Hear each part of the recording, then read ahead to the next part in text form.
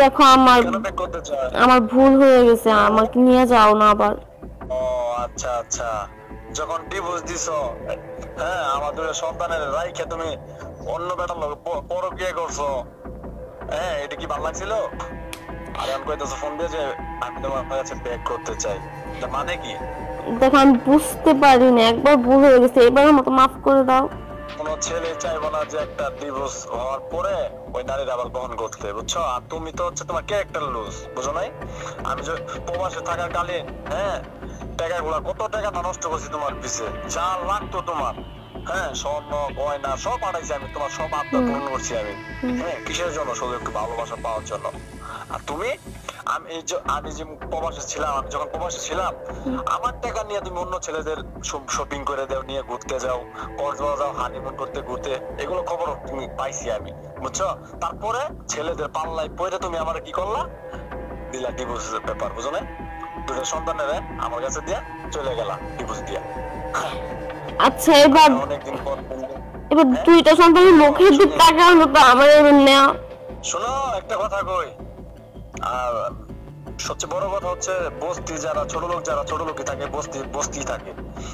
আর কথা হচ্ছে আমি একটা কথা বলছিলাম তো, তুমি যখন আমাকে ডিভোর্স দাও আমি তোমাকে কিন্তু একটা কথা বলছিলাম যে দিন কিন্তু আমারও আসবো, হ্যাঁ এই দিন এখন আমার আসছে, বুঝছো? আমি তো দেখো বিয়ে মিয়া কিছুই করি নাই, আমার দুটো সন্তানের দিকে চায়, সন্তানের মুখ দেখেই থাকি আমি, বুঝছো? দেখো আমি তখন বুঝতে পারি নাই, ভুল হয়ে গেছে, এখন তো আমি আমার সন্তানদের ছাড়া থাকতেও পারতাছি না। তুমি যে টাইমে ডিভোর্সটা দিলা, একটা বাচ্চার বয়স আমার 8 বছর, আর একটা বয়স হয়েছে তোমার 3 বছর, হ্যাঁ তোমার কি একটু মায়া দয়া ছিল না বাচ্চাদের প্রতি? আমি কান্না করি প্রত্যেকটা দিন যখন আমার মা বাচ্চাদের ভিডিও গুলো দেখি, মা ছাড়া একটা দুইটা সন্তান যে মানুষ হইতেছে আমার মার কাছে, আমি আমার চোখ দিয়ে পানি আটকাতে পারি না, বুঝো নাই? ওদের হাঁকা চিৎকার দেখা, বুঝছো? আমারও যেমন কষ্ট লাগে, আমি বাচ্চাদের দেখতে পারি না, কথা বলতে পারি না।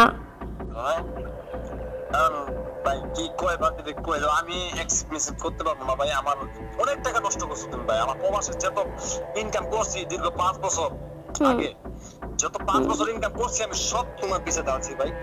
আমি নিজের জীবনটা নতুন করে আমার প্রবাসের ভাই গড়ে তুলতেছি ভাই, আমার তুমি ডিস্টার্ব করো না। আচ্ছা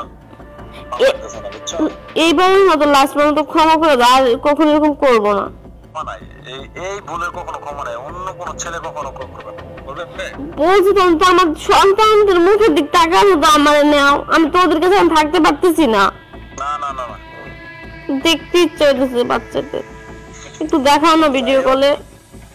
না না, আর একটা কথা, ডিভোর্স হওয়ার পর মানুষ, তুই কেমন মা দেখ, তুই কেমন মা, মানুষ তো সন্তানের প্রতি একটু ভালোবাসা থাকে, সন্তানদের প্রতি ভালোবাসা আসছে জন্য আমি বলছি আমার আবার নেও, আমি সন্তানদের থাকতে পারতেছি না, এটা বুঝতেছো না? তুই কেমন মা দেখ, ডিভোর্স দেওয়ার পর তাও আমার সন্তানদের তুই একটু খেয়াল রাখস না, একটু খোঁজ খবর রাখস নাই। সেটা তো আমি এখন বুঝতেছি, যে জন্য আমি বলছি আমি আবার আসতে চাই, আবার ব্যাক করতে চাই, একদিন বুঝি নাই ভুল করছি দিতে পারবো না ভাই, তাদের তো।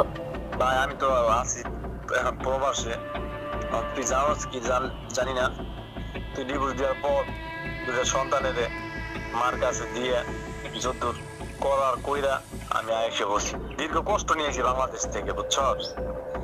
আর একটা প্রবাসী হাজবেন্ড কি চায়? আমার বাচ্চাদেরকে ছাড়া আমি চলে আসছি, এতদিন মা ছাড়া ছিল, বাচ্চাগুলা মা আদর পায় নাই, এখন কি এখন এখন আমি চাইতেছি আসতাম তো একটু তো মা আদর পাবে না। 2 বছর তুমি, হ্যাঁ ডিভোর্স তো 2 বছর হয়েছে নিয়েছি, 2 বছর হয়ে গেল পরকিয়া মরকিয়া, এই ছেলের সাথে এই হোটেলে এই সব খবরই আমি পাই রে ভাই, বুঝছো? রং তামাশা করার পর এখন কোনো জায়গা পাইতেছস না, কোনো ছেলে পাইতেছস না, মানে ধরা, হ্যাঁ সব ছেলেরা তো খাওয়া শেষ করে, তুই লাস্টে ঘুরে ফিরে আমার কাছে আইতে চাস। আর তুই কেমনে ভাবলি যে তোর মতো জঘন্য মহিলা আমি আবার অ্যাকসেপ্ট করবো?